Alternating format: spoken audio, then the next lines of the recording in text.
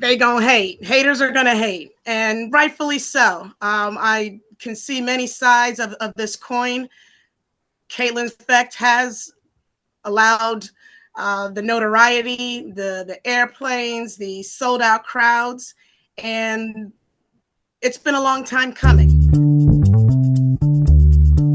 Greetings and salutations, and welcome to the Odd Coaches Podcast. I am your host, Dr. Keith Adams, and with us today on this Wind Up Wednesday, our favorite administrator, Robert Abney. Robert, good day, sir, and how are things, sir? You know, I've missed being on. I've been on the road, been traveling. I'm in San Antonio today, hanging out with grandkids. But glad I got a minute to come by. I love it. Living the dream as always, sir. Love it.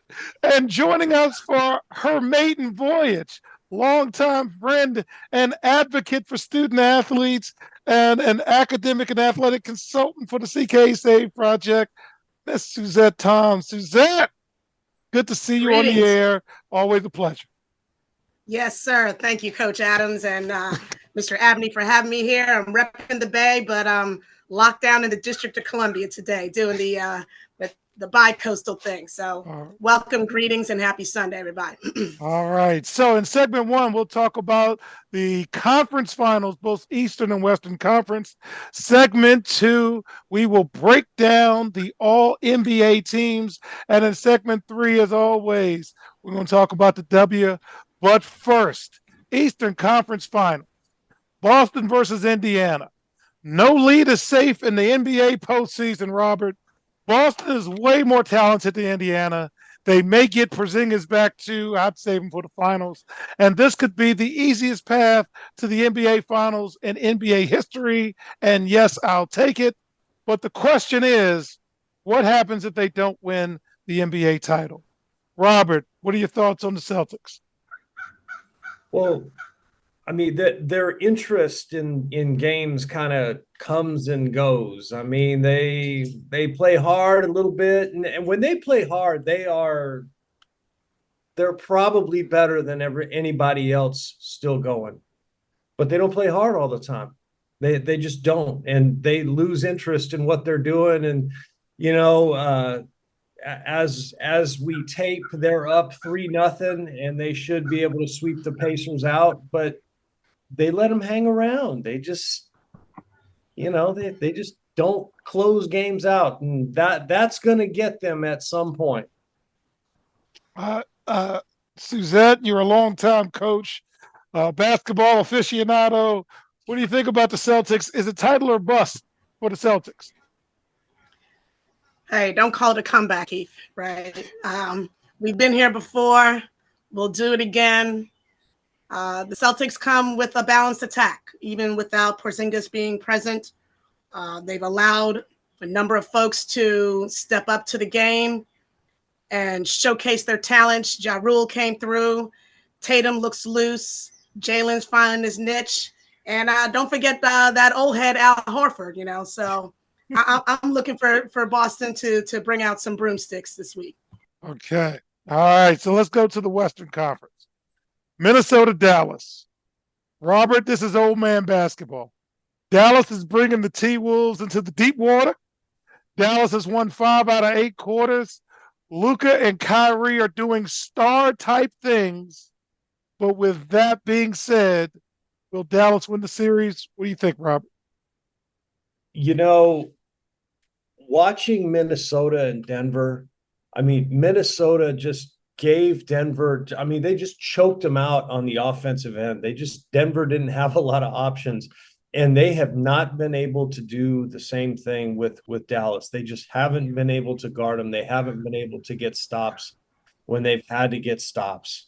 And it's pretty well documented on this show that I'm not a fan of Kyrie, but the dude can play when he's focused on the basketball thing. And two things can be true. Yes, exactly. Both things can be true. And Luka, the other night, calling out Gobert after hitting that 3 in his face. Minnesota can come back and win the series. I don't. They're gonna have to find a way to slow those two guys down, and I don't know if they can do that. All right, Suzette, what are you thinking, man? Dallas is taking them out deep. They are playing better than I ever thought they would play. Guilty as charged. What are you thinking about this series? I'm going with the deep blue sea behind me. I'm jumping off that bridge if I'm the Timberwolves. Towns and Gobert they just haven't clicked. They haven't come into their own. To Robert's point, I love me some Kyrie. He's had some challenges, but when he's locked into, like you said, he's rock stock and get him going. Luka finally found his Robin to his Batman, and so I'm liking Dallas and a little Cuban cigars afterwards. Let me ask you a question, because I texted about this the other night.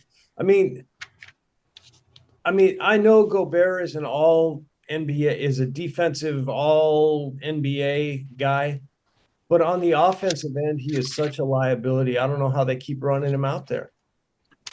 Whatever they've done, got them to the Western Conference Finals, got them a lot of wins, and you've heard me say we're going to dance with the girl we brought to the prom. We're not going to switch up. Here's the kicker, though. Secondary on Minnesota has to become primary at some point, where secondary has become primary on Dallas. You've got guys holding Luka and Kyrie under their average, but it's the third to fourth guy that's making shots. And, we joke, Robert, shot makers and shot takers. I need shot makers. I don't need shot takers. On Minnesota's point, Ant is doing his thing. He's doing it. But who's going to be second, third, or that guy on the scouting report that you're saying to your assistants, who's that guy? And we're like, what, my scout? So that's kind of how I'm looking at it.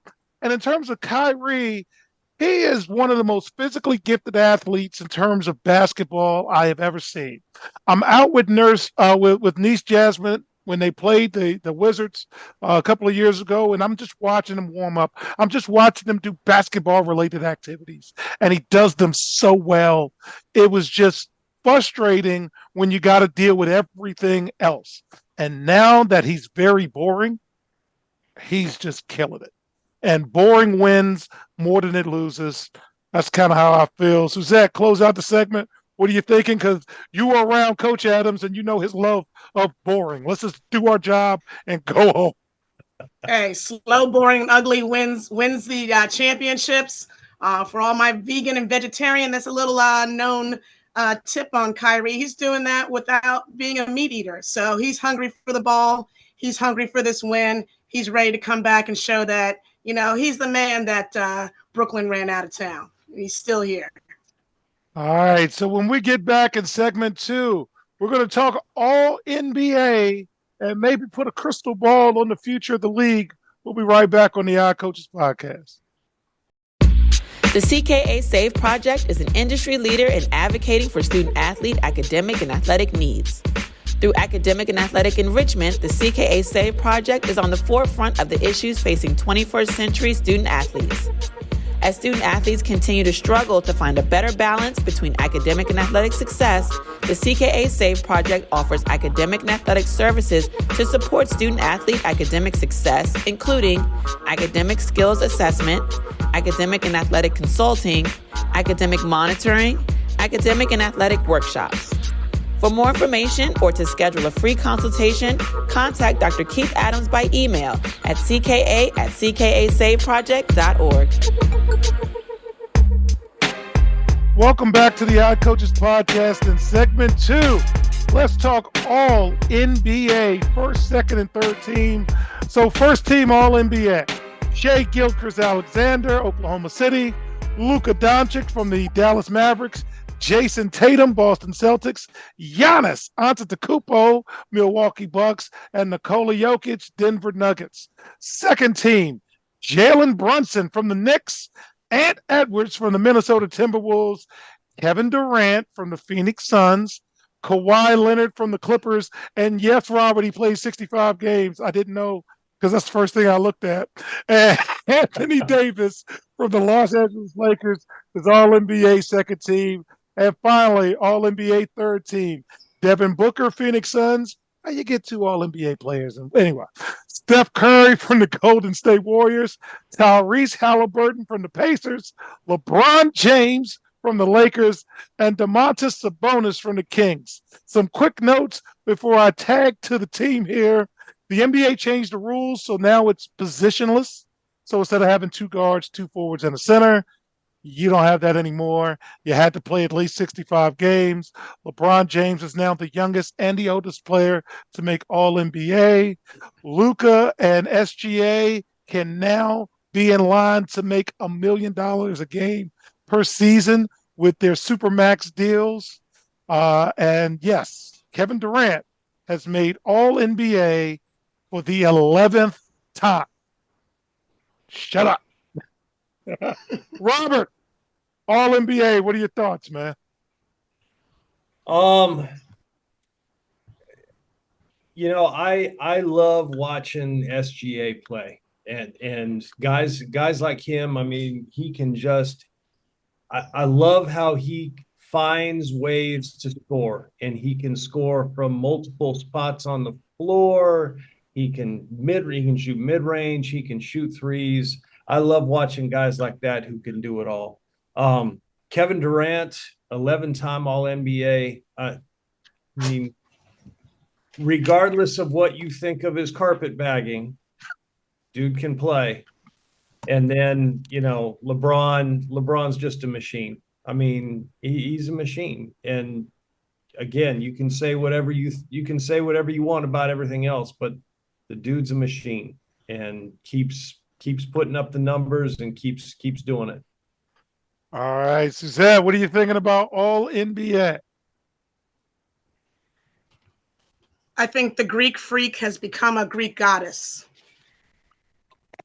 And Brunson got robbed, assault and battery. If you switch those two, I think the first team is solid. KD, make your coins wherever you can. And LeBron, he's up there on Mount Rushmore. So there's a balance. There's a changing of the guard, but everybody looks good and healthy. All right. So fans, we've got a new TV contract. Last week, it was reported that the NBA is formalizing deals with Disney, that's ESPN and ABC, NBC, which takes us back to the 90s, and Amazon, thanks to the wife for being an Amazon Prime member so I can watch the NFL. Beginning with the 2025-2026 season, they will be the ones broadcasting the NBA, which leaves out TNT. Charles Barkley blames TNT management for undervaluing what they do. I got to tell you, I love the Inside the NBA show. I think they do an outstanding job. But the future will be back to John Tesh and the round ball rock. Robert, what do you think about no more Inside the NBA after next season?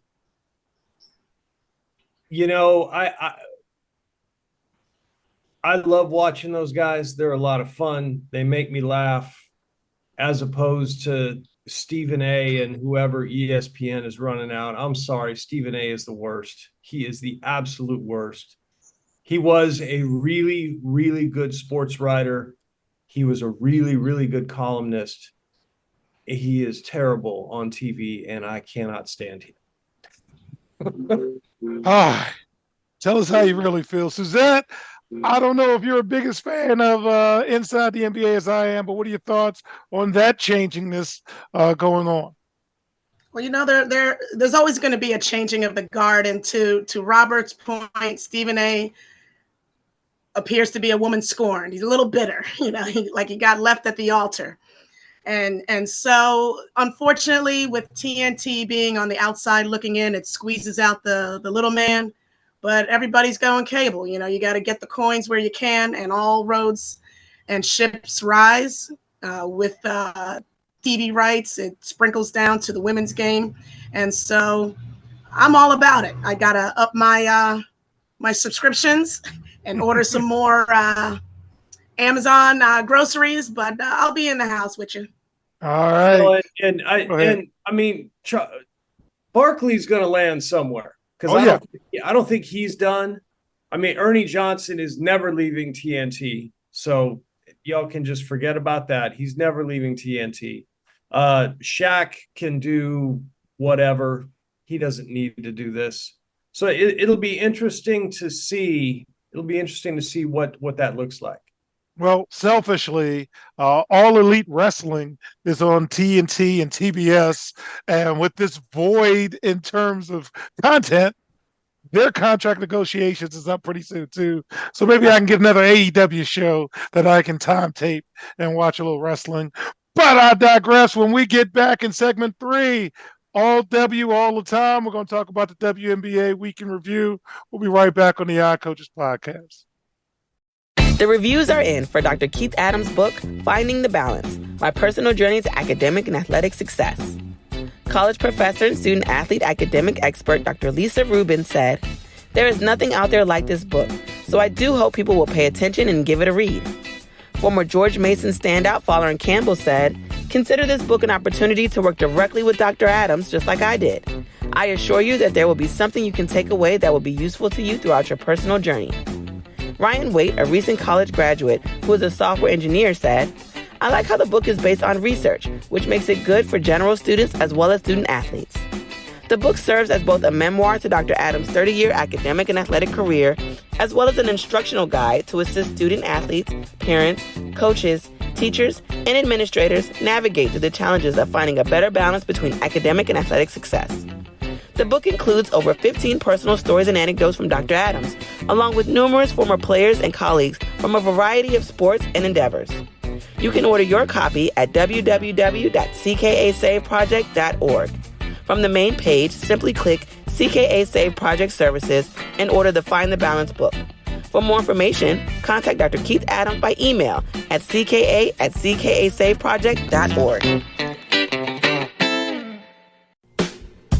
Welcome back to the Odd Coaches Podcast, and in segment 3, WNBA Power Rankings. Number 1, Connecticut. 2, Minnesota. 3, Las Vegas. 4, New York. 5, Atlanta. 6, Phoenix. 7, Seattle. 8, Chicago. 9, Dallas. 10, LA. 11, Indiana. And 12, the Washington Mystics. Some notes, though. Connecticut's still undefeated as of this taping. So go Connecticut. Angel Reese did something very, very positive this past week.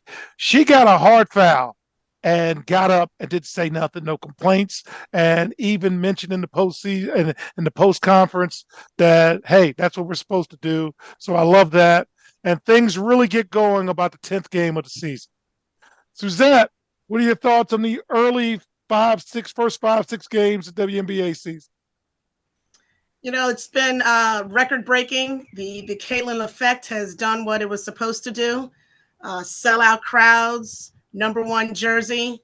I think UConn's found that niche, right? They found that magic to strive. I'm worried a little bit about my Mystics down at the bottom of the barrel. But I'm going to support that hometown team. And again, Angel Reese, she's become that professional that we always hoped that she would be. I think she had it in her. LSU gave her a little bit too much of a leash, but she knows where her gravy train comes from. All right. Robert, first 2 weeks of the season, what are you thinking? I mean, that was a hard foul Angel Reese took. That was a hard foul. And I don't think anybody would have blamed her if she'd come up off the floor hot, but she handled that really well. You know, it's still a little bit early, you know, to see how things are going to shake out. I mean, we all know Vegas is going to be there at the end. We all know Vegas is going to be there at the end. We all know, you know, that one of the semifinals is probably going to be Connecticut and New York. I mean, that's kind of where we are. But I think the thing that's really notable for me is just the attention that's being paid to the WNBA now more so than ever before. People are paying attention. And when people are paying attention, that brings bad things as well as good. And they have to be ready to handle that. They have to be ready to move with that, and they have to understand that. And so, the attention is a good thing, but they have to prepare for it. They have to be ready, and they have to have a plan for, okay, how are we going to handle these things? And as like the stuff that's happening with Caitlin Clark, where everybody is still hating on that girl. And that is a great segue. So our story of the week in the WNBA is hating on Caitlin. So LeBron James and Charles Barkley recently had some commentary. Let's set this up. LeBron James, during an episode of his podcast with JJ Redick, which is an interesting listen, by the way, gave Caitlin Clark advice about handling the spotlight and praised her for elevating the stature. LeBron said, and I'm just going to paraphrase, don't get it twisted, don't get it blanked up. Caitlin Clark is the reason why a lot of great things are going to happen for the WNBA.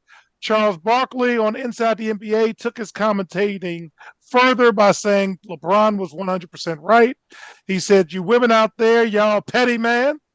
Y'all should be thanking this girl for getting y'all private charters, all the money and visibility. Becky Hammon, head coach of the Las Vegas Aces, was asked about it. She said, we love Caitlin Clark. I think she's amazing. I watch her every time I can. And what I liked about Becky Hammon's comments, she brought up the elephant in the room. She said, even the black-white thing, knock it off. It's not there. It's not there. So shut down the noise.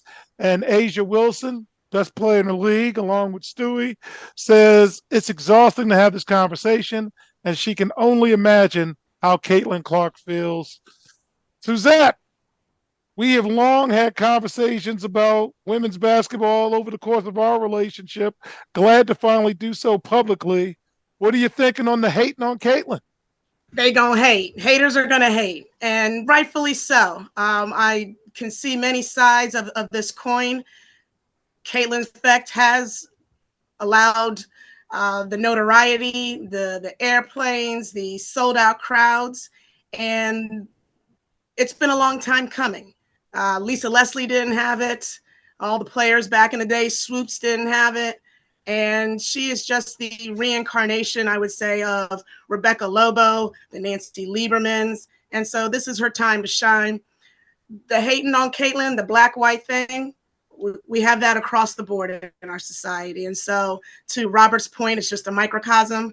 I remember back in the day down at Rutgers, those young ladies were called nappy-headed because they were winning. And so she's just a microcosm of what's happening. Becky Hammon, let's ball out, because she knows what she's talking about, and they're going to be there anyway. Robert, any thoughts on the hating on Caitlin? If Becky Hammon is telling people to shut up, they should listen. I mean, you want to talk about somebody who's been there and done that. And same with A'ja Wilson. I mean, those people are saying, hey, just cut it out. And the one thing that gets lost in all of this, and both of them, both A'ja Wilson and Becky Hammon said this, she's she's basically a kid. She's a 22-year-old rookie. She hasn't even been around the league one full circuit yet. We've talked about, her game is still developing. She still doesn't have a floater. She still doesn't shoot it great going to her right. And that will get better when she has an off season to do the work. She didn't have an off season this year. So as we say all the time, more than one thing can be true. And she's the best thing that's happened to the league in a long time. And she's got a long way to go. And she's not all that's in the league, because man, there are some women who can ball in the WN. It's fun to watch. Yes, it is. And the funny thing, before we get to games of the week, we're talking about the W in the group chat, and they're showing the W in the local establishments. And it's just sports now, and it's nobody's saying anything, and that's the best part. So games of the week, Friday, May 31st, Las Vegas against Atlanta on Ion, our number 3 team versus our number 5 team. And on Saturday, June 1st, Chicago versus Indiana on the mothership. Caitlin Clark, Angel Reese. Suzette, any game this week coming up that's got your interest in our games of the week? Hey, I'm going back to that Iowa LSU rival. I want to see those young girls bang. Vegas, they're going to take care of business as always. So my seat and my money is definitely going to be in Chi-Town. Okay. All right. So to close, NBA Finals begin next week. The WNBA has multiple storylines to follow if they want to promote them. The NBA draft is a month away. NBA Summer League begins July 12th. And 1 year, Robert, we're going to get the gang to go to Circa. And Olympics basketball begins July 27th. If basketball plays its cards right, this summer it has the opportunity to, in my mind, take over the summer from baseball and be a solid number 2 or number 3 option based on if you count college football as number 2. So let's take advantage of the opportunity in front of us. So on behalf of our Cavalcade of Stars, I'm Dr. Keith Adams saying thank you for listening and or watching the iCoaches podcast, and we'll see you on the sidelines. Till next time, take care. The iCoaches podcast is sponsored by the CKA Save Project. The CKA Save Project is an industry leader in providing student-athlete academic and athletic support.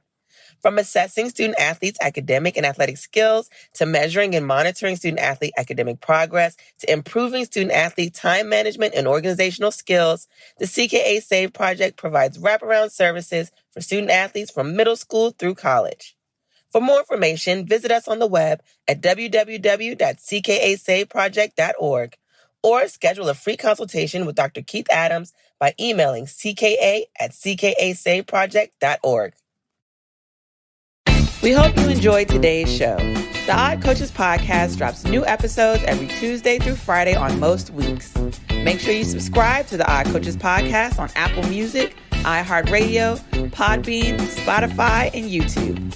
Follow the iCoaches podcast on Twitter and Instagram at oddcoaches. Follow Dr. Adams on Twitter and Instagram at CKA Save Project. In addition, follow Coach Mike Francis on Twitter and Instagram at Coach Franchise, spelled Coach FRANCHIZE. For more information about the CKA Save Project, please visit them on the web at www.ckasaveproject.org. See you next time on the iCoaches podcast.